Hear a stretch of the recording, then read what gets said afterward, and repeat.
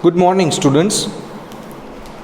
In the previous lecture, we discussed about some of the fundamental properties of organic chemistry, and there was isomerism. First, we discussed about isomerism, same molecular formula but different structures. And after that, we discussed about the fission of the covalent bond, homolytic fission and heterolytic fission. Because of heterolytic fission, there was a positive radical and the negative radical, carbocation and carboanion, the stability of carbocation and carboanion. We are going to revise stability of carbocation and carboanion because today we are also going to study the positive effect or negative effect, in the sense inductive effect. And today we are first of all going to introduce nucleophile and electrophile. Okay. One of the topic of the last lecture was substrate and reagent, attacking reagent. Substrate means my original organic molecule, and attacking reagent means a group of atom which is going to react with my substrate. So there are two type of attacking reagent. The first type is nucleophile and the second type is electrophile. Symbol of the nucleophile is Nu, and two dots represent a lone pair of electron, whereas symbol of electrophile is E+.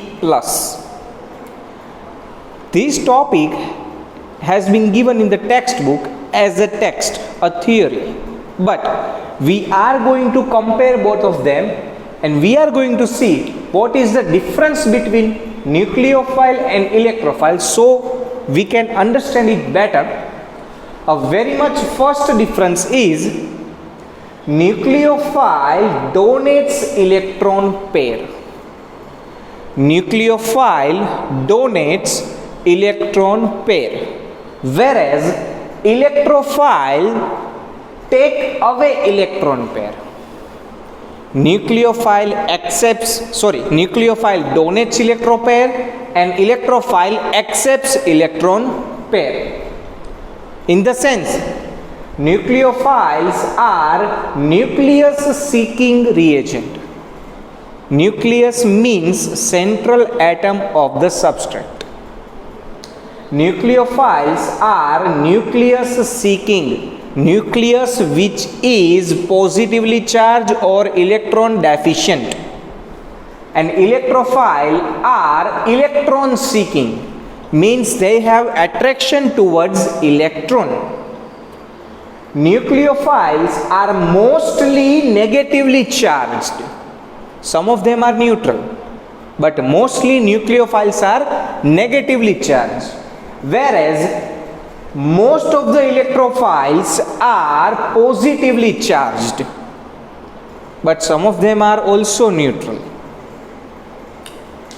Nucleophile have at least one lone pair of electron. Lone pair of electron means a pair of electron which do not take part in reaction or bonding.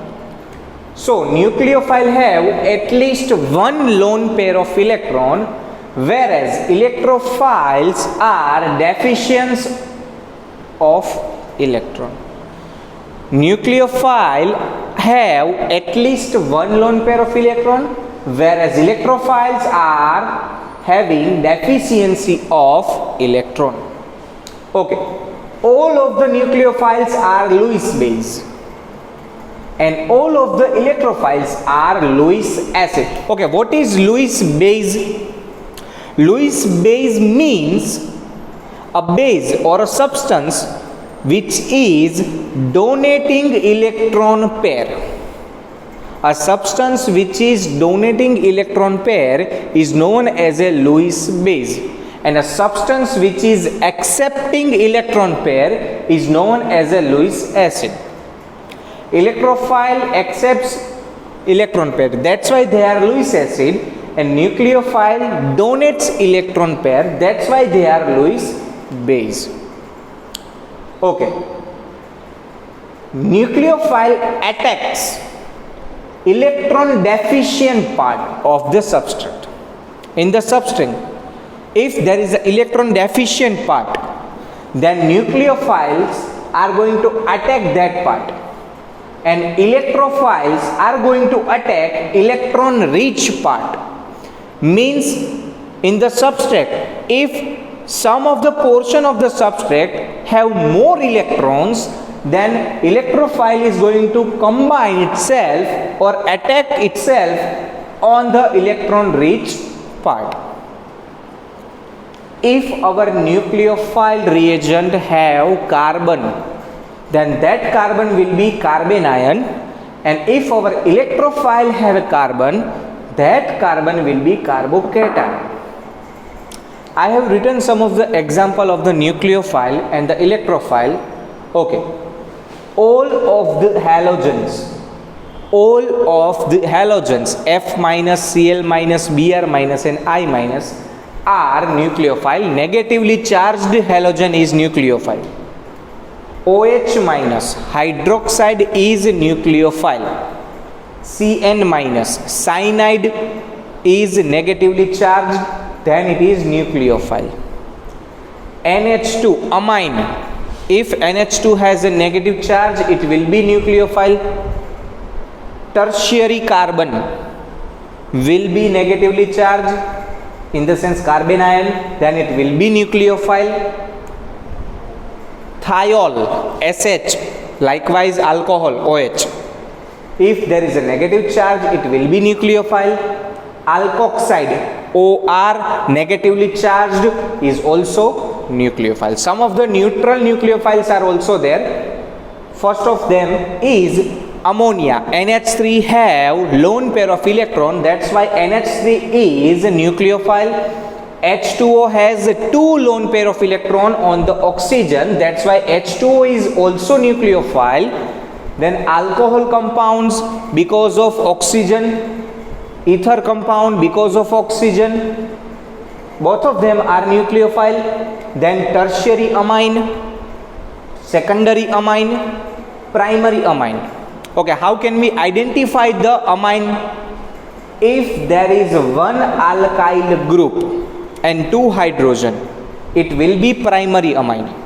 If there is one hydrogen and two alkyl group, it will be secondary amine. And if there is a three alkyl group and zero hydrogen, it will be tertiary amine. Now the example of the electrophiles. First one is nitro, NO2 plus. Then all the halogens except fluorine. Fluorine cannot be plus. Cl can be plus, Br can be plus, and iodine can be also plus. So Cl plus, Br plus, I plus are also known as a electrophile, halogen with positive charge. Sulfonic acid, SO3H with positive charge. Carbocation, CH3 plus, methyl carbocation. Tertiary carbocation, secondary carbocation also included in electrophile.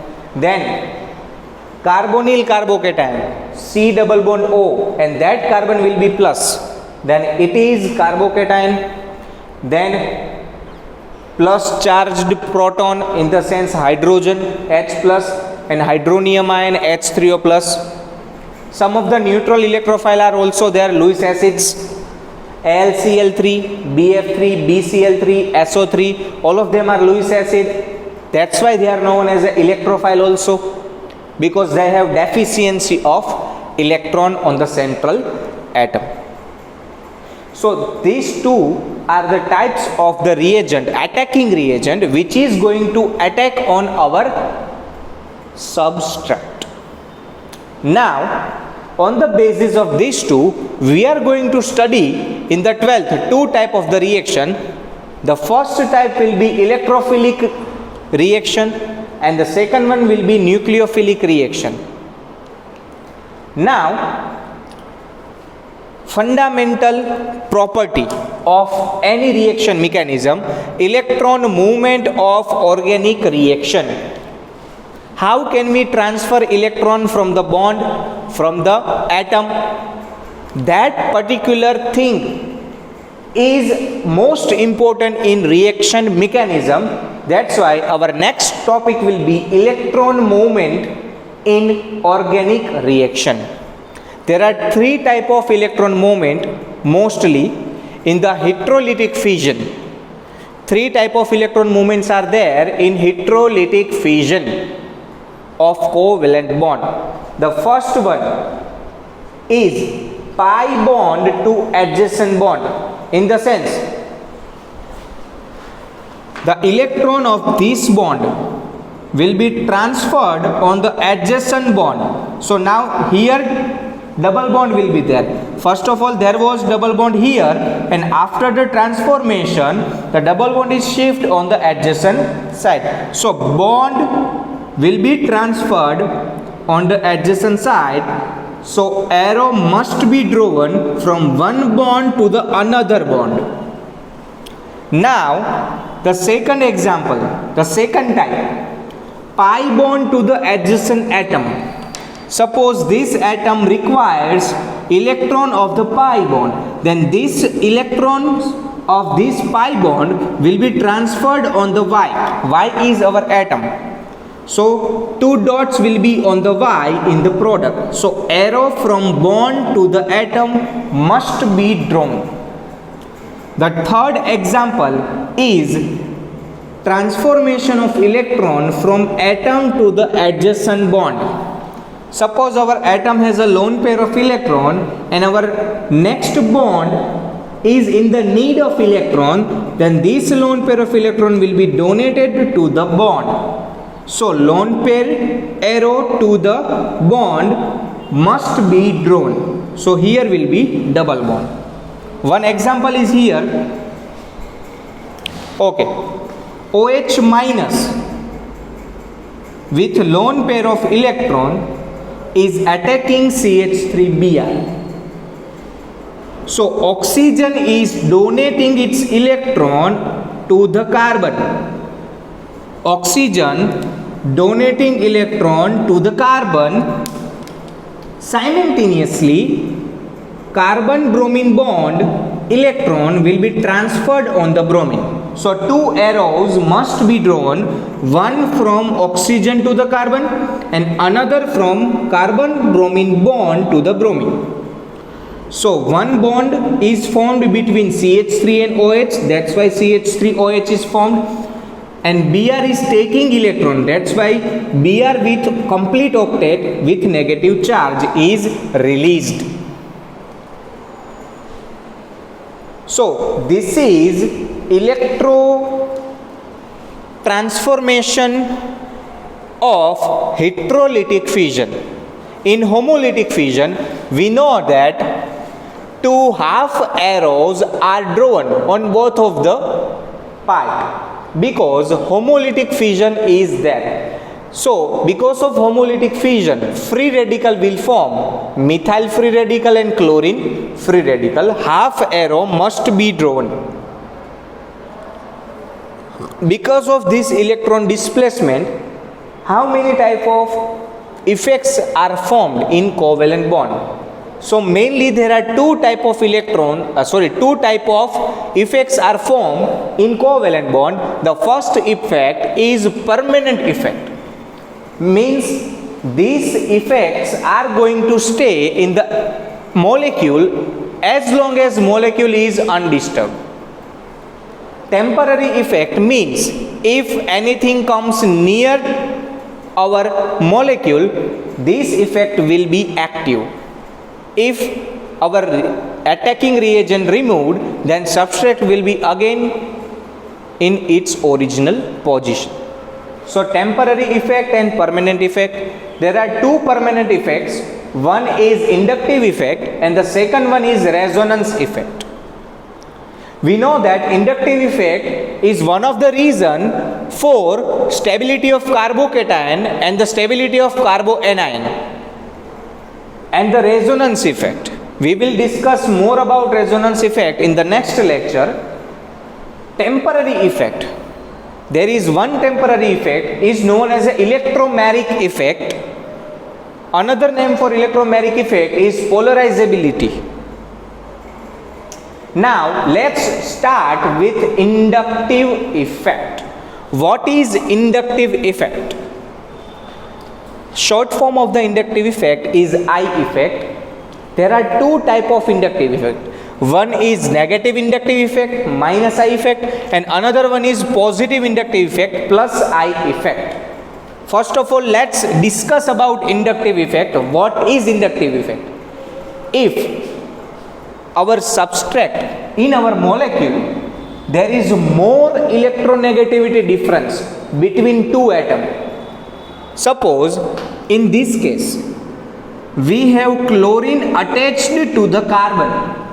So chlorine is very much more negative than carbon.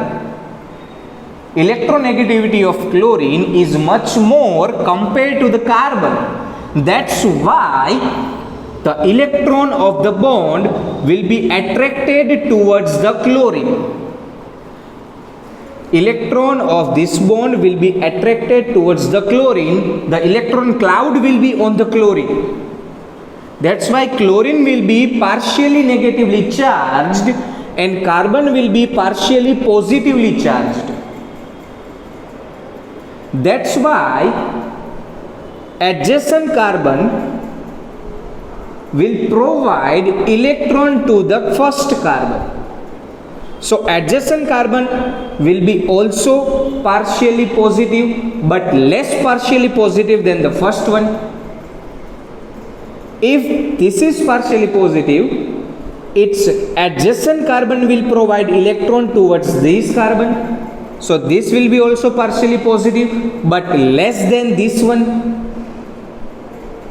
This effect is known as an inductive effect. Induction is there in the series of the carbon. This induction can be carried out up to 3 carbons only. On the 4th carbon, inductive effect will be negligible. That's why inductive effect is effective till 3 carbons only. Now, what is negative inductive effect and what is positive inductive effect? Negative inductive effect means an atom or a group of atoms which have more attraction towards electron than hydrogen. For example, chlorine. So chlorine have more attraction towards electron than carbon because electronegativity of chlorine is more than hydrogen. That's why that atom or group of atom is going to give me negative inductive effect. Which atoms or which group of atoms? So I have a series which are going to give me negative inductive effect. Okay, the most negative inductive effect will be of NO2. After that, cyanide. Cyanide is going to give me less negative effect than NO2. Less than cyanide will be carboxylic acid. Then halogens. Okay, in the order fluorine, chlorine, bromine and iodine. After that, alcohol, then thiol, SH. After that, OCH3, in the sense ether. After that, phenyl, C6H5, and last will be the hydrogen. So all of these are going to give me negative inductive effect. Now what is about positive inductive effect? Totally opposite of this. Okay, which of the group of atom have less attraction towards electron than hydrogen? Obviously it will be alkyl series. Tertiary alkyl, secondary alkyl, primary alkyl, methyl. Means a atom or a group of atom which have less attraction towards electron than hydrogen will give me minus inductive effect. Totally opposite of this. Suppose I have tertiary alkyl group over here. So C combined with 3CH3. It have more electron density. Electron donating group is. That's why it is going to donate electron towards our carbon chain. So our carbon chain will be negatively charged and this carbon will be positively charged. This negative charge will disperse in the chain up to the 3 carbon only. So this was the inductive effect. It is very much important for our every single topic in organic chemistry. Now let's talk about the stability of carbocation. As we discussed in the previous lecture, we know that CH3 plus, our methyl carbocation, then CH2CH3, primary carbocation, then CH3CH3, middle carbon will be plus, secondary carbocation, then our tertiary carbocation, primary, secondary and tertiary. Now look at the series. In methyl, there is only single carbon. No chain of carbon are available in the methyl. That's why there will be zero inductive effect. And because of zero inductive effect, it is least stable, less stable than primary. Why? Because in the primary carbocation, there is one carbon available for the inductive effect. If here it is positively charged carbon, this carbon will provide electron towards the CH2 and positive charge will be stable more than CH3. That's why primary carbocation is stable than methyl. On the secondary carbocation, there is 2 methyl group. To compensate the positive charge of the carbocation. That's why secondary carbocation is more stable than primary carbocation. Now in the tertiary carbocation, there is 3 carbon, 3 alkyl group are available to compensate the positive charge of the carbon. That's why it will be most stable in the whole series. That's why methyl is less stable than primary carbocation. Primary carbocation is less stable than secondary carbocation, and secondary carbocation is less stable than tertiary. Tertiary will be the most stable carbocation.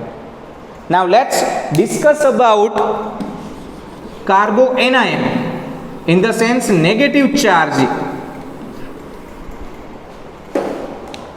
So CH3 minus, methyl carboanion, then primary carboanion, then secondary carboanion, and then tertiary carboanion.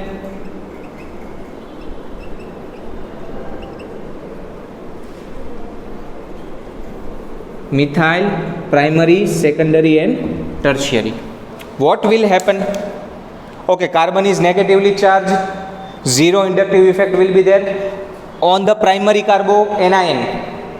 If inductive effect is there because of negative charge, now CH3 is electron donating group, positive I effect will be there. So it is going to donate electron towards the carbon, and carbon is already negative.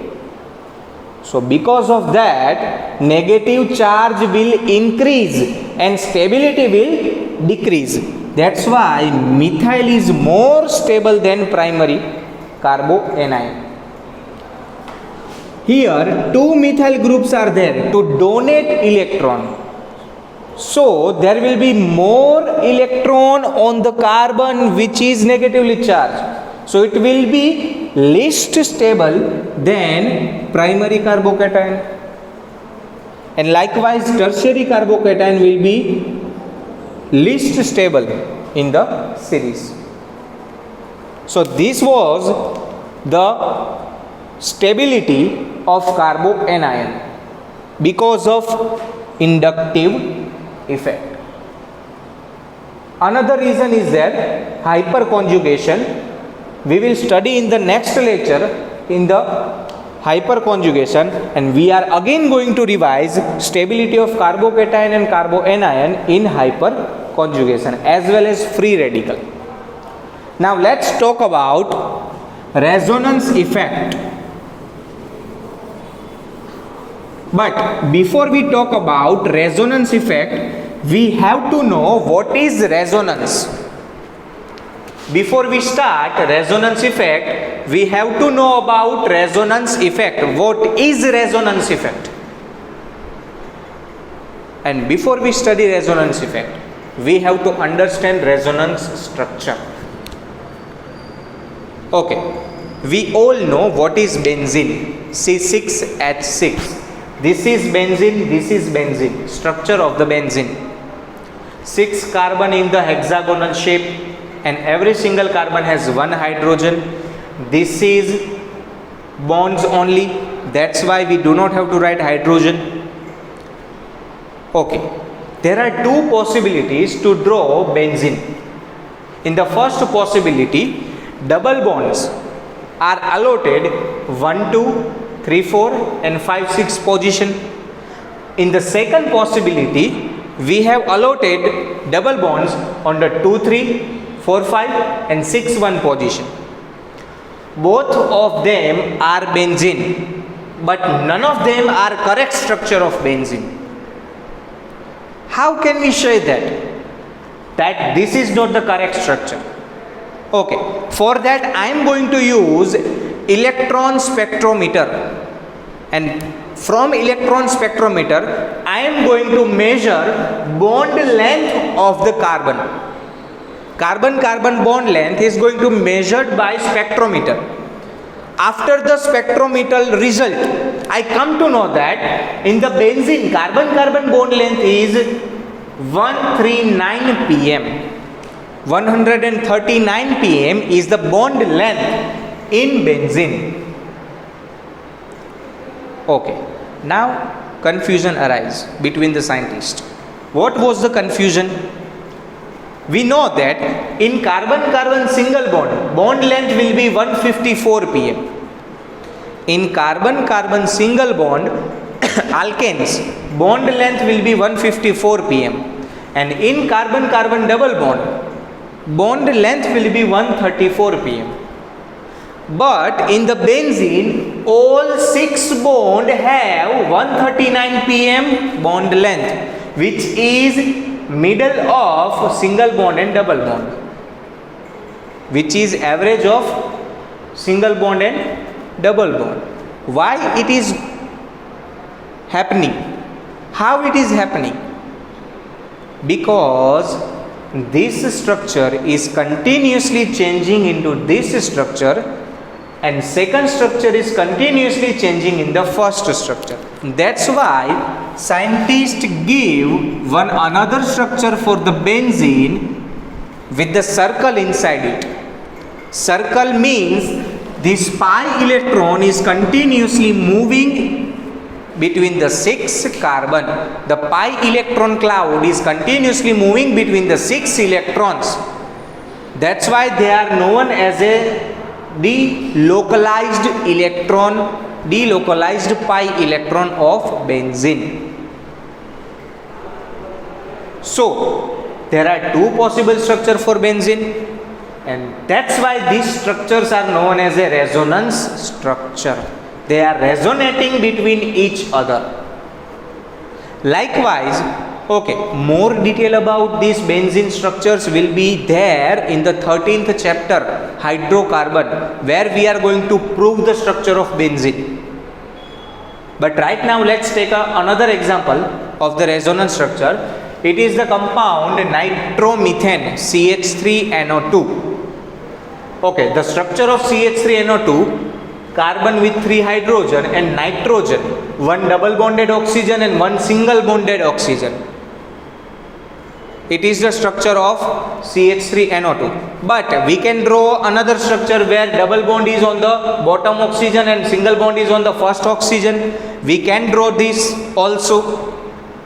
Now, how this is happening? there is a resonance electron transfer. We are going to use these rules here.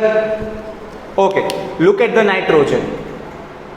Nitrogen can form 3 bonds, but here nitrogen is using its lone pair of electron also. That's why nitrogen have positive charge, and single bonded oxygen have 1 pair of electron which can be used for bonding. That's why oxygen is negatively charged. Nitrogen is positively charged, oxygen is negatively charged. Now double bonded oxygen will take pi electron. Double bonded oxygen will take pi electron, whereas single bonded oxygen will give electron to the bonds. Double bonded oxygen will take pi electrons, and single bonded oxygen will donate its electron to the bond formation. That's why this bond will be removed and 1 lone pair of electron will be there in this oxygen. So instead of 2, 3 lone pair of electron will be there, and negative charge, because this oxygen has taken the pi electron. That's why there is negative charge. Simultaneously, this oxygen is giving its pair to the bond. That's why there will be double bond and 1 pair will be used. That's why 2 pair will be there, less than this one, and negative charge was used in double bond. That's why negative charge is removed. So these two structures are continuously evolving in each other. If we look into the spectrometer, the bond length of both the nitrogen oxygen will be same. Now let's talk about the energy of these structures. What is resonance energy? It is a difference between actual structure and the lowest energy resonance structure. A difference between actual structure. Suppose this is the actual structure of benzene, original structure of the benzene, where electrons are continuously revolve around the 6 carbon. This is the actual structure. The energy of this structure minus energy of the lowest energy resonance structure. This is lowest energy resonance structure. So energy of this structure minus energy of this structure will give me the resonance energy. More number of resonance structure means more resonance energy is there. If I have 5 resonance structure of a one compound, there will be more energy, more resonance energy compared to less resonance structures. Suppose one compound have 5 resonance structure and one compound have 3 resonance structure. The 5 resonance structure containing compound will have more resonance energy compared to the 3 resonance structure compound. Now, how can we draw resonance structure? What are the rules for the resonance structure drawing? There are simply 2 rules. First rule, we cannot change the position of the nuclei. Suppose nitrogen is nuclei over here, our central atom. Nuclei means our central atom. Suppose nitrogen is our central atom. We cannot change position of nitrogen. We cannot take oxygen over here and nitrogen over here. It is not allowed. Then it will be another compound. That is not known as a resonance structure. We cannot change the position of the atoms. We are not allowed to change position of the atoms. Second, number of unpaired electron must be same. In another language, used electron must be same, or single electron must be same. In this structure there is no unpaired electron. All of the electrons are paired, but that should be also same. Here 1, 2, 3, 4 and 5 pairs of electron are there. So in the second structure will be also 1, 2, 3, 4, 5 pair. We cannot change number of unpaired electron in the resonance structure. Then the compound will be different. If compound have 3 unpaired electron, then it must be containing 3 unpaired electron in every single structure. Now, which resonance structure is more stable? We have 2 structure over here and we have 2 structure over here. Which one of them is stable? Here both of them are equal. Why? Because all the 4 rules are applied equally on both the structures. But in the next lecture we are going to study resonance effect, and there we are going to discuss stability of the resonance. You can also understand stability of the resonance structure in your textbook. After the completion of this theory, there is example of this particular situation where 3 different resonance structure is given of a one compound, and you have been asked to answer which one of them is more stable. So for that type of questions we have to follow these 4 rules. Okay, the first rule is more covalent bond, more stability will be there. Suppose our first resonance structure have 12 covalent bond and our second resonance structure have total 15 covalent bond. Then our second structure will be more stable compared to the first one because it have more covalent bonds, more number of bonds. So more number of bonds means more stability. Complete octet of every atom. We must follow this rule for the stability. There is one example of this particular rule. The last example of this resonance structure in your textbook, where one carbon do not have complete octet, then it will be less stable than the another structure. 8 electron must be used by every single atom. Every single atom must have been containing 8 electron. Okay, over here look at this carbon have 3 hydrogen, so 6 electron with the hydrogen and 1 with the nitrogen. That's why 2 electron of that bond. So total 4 bonds are there. So 8 electrons are there for this carbon. Look at the nitrogen. 4 bonds are there. 1, 2, 3, 4. That's why 8 electron for that nitrogen. Look at the oxygen. 1, 2, 3, 4 electrons are there as a lone pair of electron and 4 electron in the bond. That's why 8 electron. In this oxygen, 6 electron as a lone pair and 2 electron in the bond, 8 electron. So octet must be completed in every atom. Then that compound, that structure will be stable. Less separation of opposite charge. Less separation of opposite charge means if I have electronegative atom, negative charge must be on that atom, and if I have electropositive atom, positive charge must be on that atom. If there is a separation in them, then that will be less stable. More dispersal of charge. Okay, this is most important point for the stability. Suppose this carbon is positively charged. In next structure, this carbon is positively charged. In next structure, this is positively charged. In next one, this is positively charged. So, turn by turn, every single carbon is going to share positive charge in single structures. That means there is more dispersal of charge. That means more stability. More dispersal, more will be the stability. So that was all for the resonance structure right now.